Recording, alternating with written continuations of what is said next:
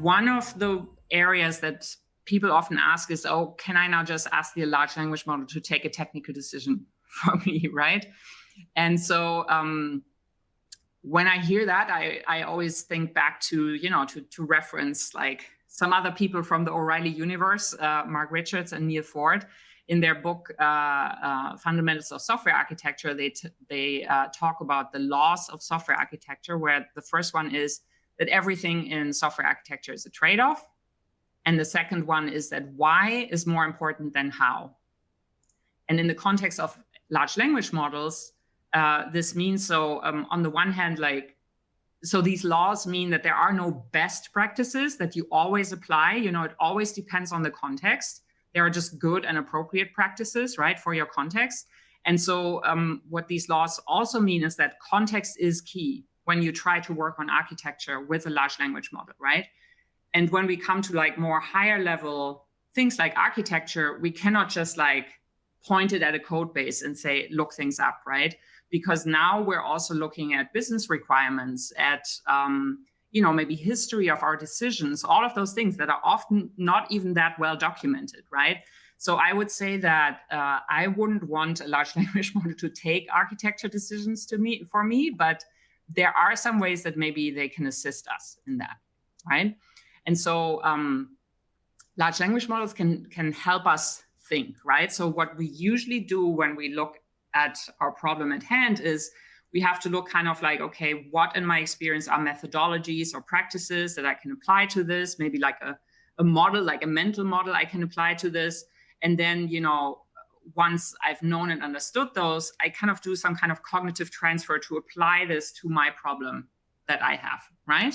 So a large language model can either help me with discovering mental models, methodologies, practices, like what are good models of thinking that I can apply to this problem to think it through better.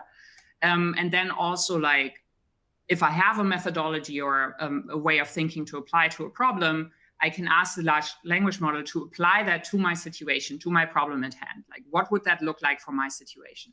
And that can actually often also help me understand a methodology or a mental model faster, because examples always help us understand an abstract concept better, right? Here's an example where I was kind of looking for ways how to reason through, thinking about my distributed architecture, and it was giving me things here like the C4 model analysis, architecture trade-off analysis. So often I find that it gives me 4 or 5 examples where maybe 3 of them, I don't think they're relevant. But there's often a suggestion where either I'm oh yeah, I hadn't thought about that yet, or it's something that's totally new to me, so I can learn something, right? And then let's say I take that suggestion of an architecture trade-off analysis and I actually feed it with my particular situation and ask it, what would that look like for this situation, right? So this way of kind of pairing with a large language model can be really useful also when we're thinking through modernization problems. And so what we can also do with this, and this is more generally true for architecture, not just for modernization, is that we can try and amplify knowledge and good practices. If you're, for example, in a role in a larger organization as an architect or somebody who's part of your role is to kind of amplify architecture knowledge and good practices, then you can think about, can I kind of codify a methodology or an approach that I want people to learn and use? Can I codify that in a prompt that I can give to people and put my experience in there? And then also in terms of what would things look like for my particular situation? What can I give people and the AI in terms of a good articulation of what our requirements are in the organization so that I can always feed that context, right? So let's take an example again of trade-off analyses. When you think about different examples in another book by Mark and Neil about trade-off analysis, maybe things that you learn from that book and methodologies you learn from that book, can you actually amplify that for other people in your organization to use? For example, they had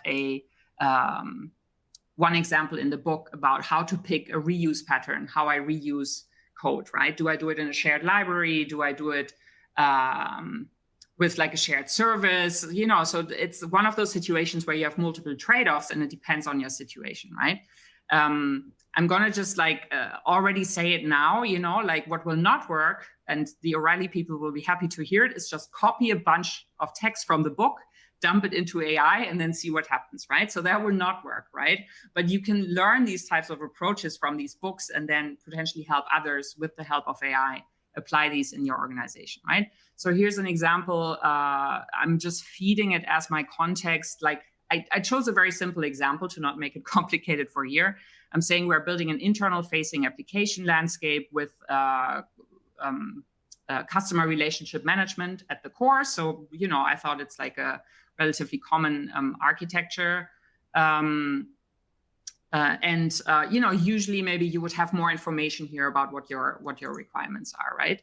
And so behind this, in this system, is actually like a larger prompt that actually talks about these different techniques, like shared library, shared service, and so on, and describes those, and then gives AI some instructions about thinking about the trade-offs between these different things, right? And then I'm actually asking it in the prompt for a recommendation and for some reasoning why that's the one that it's recommending to me. So, and then this will help me think through, you know, what does this particular reuse pattern problem mean for my particular situation? Or another example might actually be, you know, when you have, again, in the book, it's a lot about like distributed architecture patterns and the right saga to pick. So that could be another type of reusable prompt. And then in cases where you do this, you can actually think through things like, okay, who are actually my users of this? What do I want them to achieve? What input can I expect from them? Do they actually have the architecture requirements? Do we have well-phrased architecture requirements for our architecture, right? What are good practices and pitfalls that maybe I want to codify in the prompt so that people can avoid pitfalls and apply like some of the good practices and so on. So it's really like a user experience kind of thinking that you can apply to a prompt like that. And as a final example that I really like to use usually for this is threat modeling, right? Which is a practice that is quite daunting to teams, so they often procrastinate it.